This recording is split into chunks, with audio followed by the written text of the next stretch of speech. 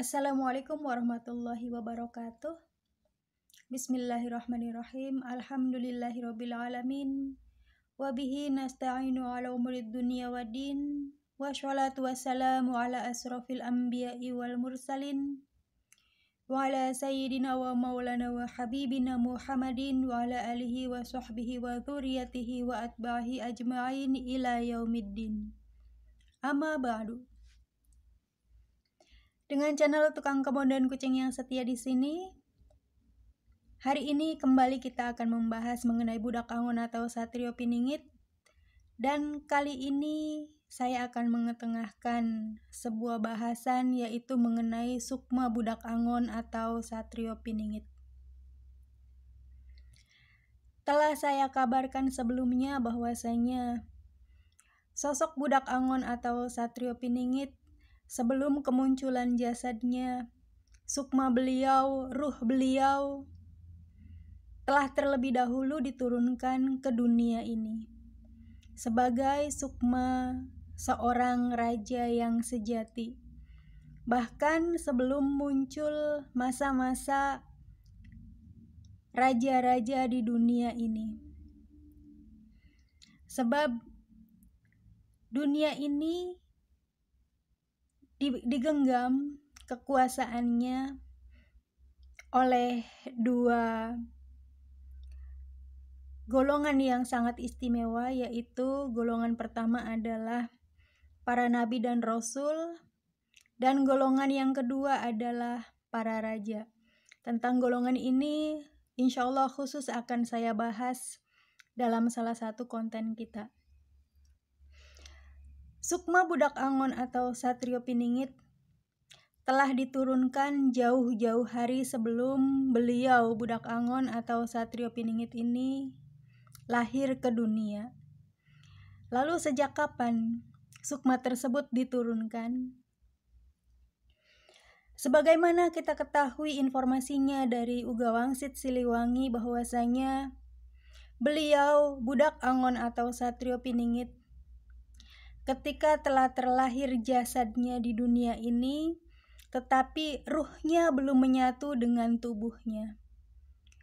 Beliau selama masa-masa penggemblengan selalu dibolak-balik, digonta-ganti tentang kesadarannya. Sukma di sini berkaitan erat dengan kesadaran yang sejati. Jadi saat ini beliau budak angon atau Satrio Piningit hidup hanya di dalam jasad tanpa sukma. Beliau memiliki kesadaran, tetapi kesadarannya hanya berupa kesadaran indrawi dan kesadaran akal pikiran, bukan kesadaran sukmawi, yaitu kesadaran yang sangat-sangat sejati. Di mana apabila kesadaran secara sukmawi merasuk ke dalam tubuh seseorang yang memang ditakdirkan sebagai sukma-sukma sejati dari golongan-golongan yang istimewa, maka pada saat itu keistimewaan dan kesejatian sosok tersebut akan segera mengemban tugas dan juga keharusan yang telah dipikulkan ke atasnya sebagaimana yang telah ditentukan Allah di dalam suratan takdir yang dikehendakinya. Budak angon atau Satrio Piningit saat ini sebagai jasad yang hanya memiliki ruh kesadaran indrawi dan ruh kesadaran akal pikiran, belum memiliki kesadaran yang sejati, mengalami kisah-kisah kehidupan yang dari waktu ke waktu, zaman ke zaman, selama beliau lahir sampai dengan nanti beliau muncul, mengalami hal-hal yang luar biasa, di mana sebenarnya kejadian-kejadian yang beliau alami itu khusus beliau terima sebagai tempaan untuk mempersiapkan dirinya di dalam menerima sukma sejatinya. Sukma yang kini masih melayang-layang entah kemana. Sebagai sukma seorang raja yang luar biasa. Sukma beliau budak Angon atau Satrio Piningit sebagai sukma yang hanya satu-satunya, tetapi sebenarnya dari masa ke masa sebelum kemunculan para raja dan sebelum kemunculan beliau sendiri, telah turun ke dunia ini dan telah dimasukkan ke dalam jasad-jasad istimewa. Di antaranya adalah masa pertama kali sukma beliau, budak Angon atau Satrio Piningit diturunkan, dimasukkan ke dalam tubuh, ke dalam jasad istimewa, yaitu kepada sosok onta betina milik Nabiullah Sholeh alaihi salam.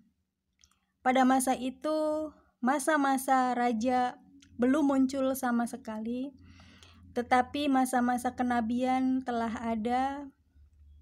Masa-masa raja pada masa itu baru muncul bibit-bibitnya, yaitu berupa orang-orang yang memiliki harta kekayaan yang banyak dan yang sangat dihormati oleh masyarakat sekitarnya berkaitan dengan kuasanya terhadap harta benda duniawi. Pada masa itu, sukma beliau budak Angon sebagai sukma raja yang kelak akan menjadi seorang maharaja, meskipun diturunkan kepada sosok hewan berupa unta, tetapi Allah mengistimewakannya dengan menjadikan sebuah aturan khusus terhadap sang unta betina tersebut, bahwasanya unta tersebut tidak boleh diganggu dan harus dibiarkan sesuka hati, sekehendak hati kemanapun dia pergi, apapun yang dia lakukan tidak boleh diganggu, tidak boleh dihalau, apalagi disakiti, apalagi dibunuh. Akan tetapi dikarenakan kejahilan dan juga kekejian orang-orang kaum Nabiullah Sholeh alaihi salam, unta betina tersebut kemudian dibunuh, dan karena dibunuh maka ditimpakanlah bala bencana kepada kaum Nabiullah Sholeh alaihi salam sehingga kaum tersebut sirna musnah.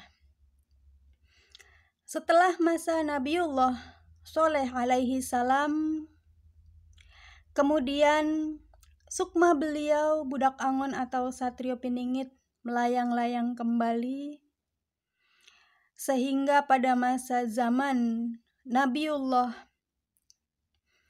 Musa alaihi salam, sukma tersebut kembali diturunkan dan dimasukkan ke dalam jasad lagi-lagi masih berupa hewan, yaitu jasad sapi betina milik kaum Bani Israel, di mana sapi betina tersebut juga memiliki keistimewaan dan hak-hak mutlak yang hanya dimiliki oleh sapi betina tersebut.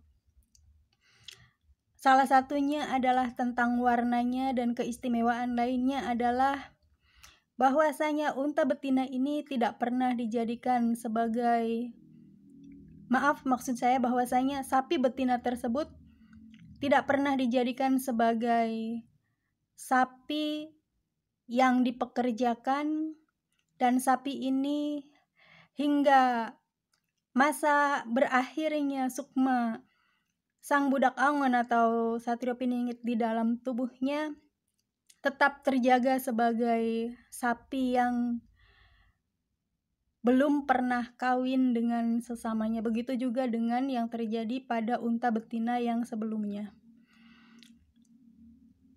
Sehingga nasib sapi betina ini berakhir dengan kejadian khusus, yaitu disembelih dan menghidupkan mayat yang telah mati, dan mayat tersebut kemudian bersaksi tentang siapa pembunuhnya.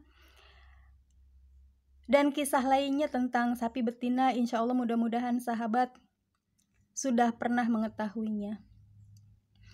Kemudian sukma ini kembali melayang-layang dan menempati jasad-jasad lain yang karena waktu tidak bisa saya ceritakan seluruhnya. Salah satunya kemudian ketika masa raja-raja di dunia telah muncul, sukma beliau Budak Angon atau Satrio Piningit sedikit pernah menitis kepada raja-raja yang kemudian bergelar sebagai maharaja di dunia ini. Salah satunya adalah kepada raja beliau, Nebukadnezar, dan kemudian sebagai titik tolak yang paling istimewa berkaitan dengan sejarah kita Indonesia, sukma Budak Angon atau Satrio Piningit pernah menitis ke dalam sosok yang sangat berhubungan dengan kisah pewayangan kita, yaitu kepada Drupadi.